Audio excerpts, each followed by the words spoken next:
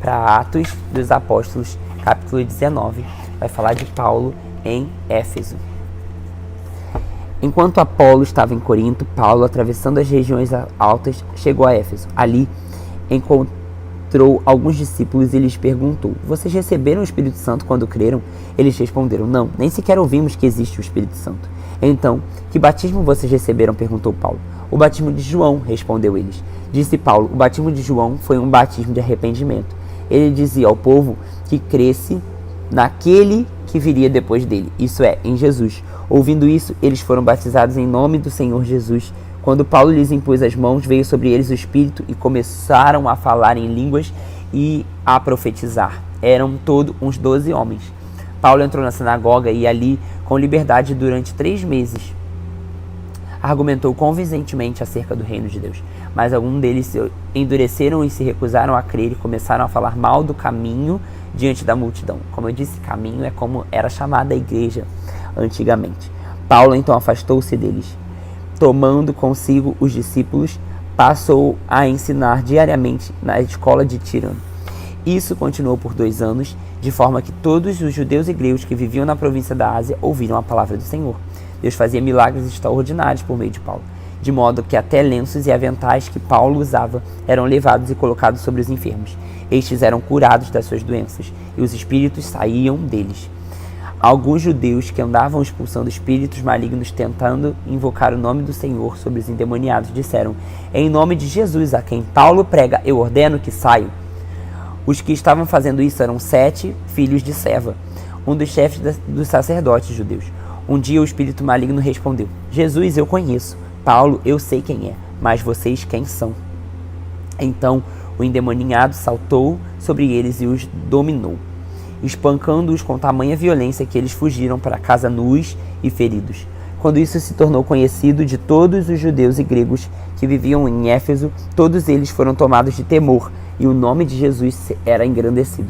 Muitos dos que creram vinham e confessavam e declaravam abertamente suas más obras. Grande número dos que tinham praticado o ocultismo reuniram seus livros e queimaram publicamente, calculando o valor que chegou a 50.000 dracmas.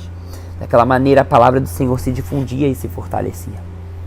Depois dessas coisas, Paulo decidiu no Espírito ir a Jerusalém, passando pela Macedônia e pela Cássia. Ele dizia: depois de haver estado ali, é necessário também que eu vá visitar Roma. Então enviou a Macedônia 2 dos seus auxiliares, Timóteo e Erasto, que permaneceu mais um pouco na província da Ásia. Naquele tempo houve grande tumulto por causa do caminho. Um ourives chamado Demétrio, que fazia miniaturas de prata no templo de Ártemis e que dava muito lucro aos artífices, reuniu-os com os trabalhadores dessa profissão e disse: senhores, vocês sabem que temos uma boa fonte de lucro dessa atividade, e estão vendo e ouvindo como este indivíduo Paulo está convencendo e desviando grande número de pessoas aqui em Éfeso e em quase toda a província da Ásia. Diz ele que deuses feitos por mãos humanas não são deuses. Não somente há o perigo de nossa profissão perder a sua reputação, mas também do templo da grande deusa Ártemis cair em descrédito e a da própria deusa adorada em toda a província da Ásia, em todo o mundo, ser destituída de sua majestade divina. Ao ouvirem isso, eles ficaram furiosos e começaram a gritar: grande é a Ártemis dos Efésios! Em pouco tempo, a cidade toda estava em tumulto. O povo foi às pressas para o teatro, arrastando os companheiros de viagem de Paulo, os macedônios, Gaio e Aristarco. Paulo queria apresentar-se à multidão, mas os discípulos não permitiram.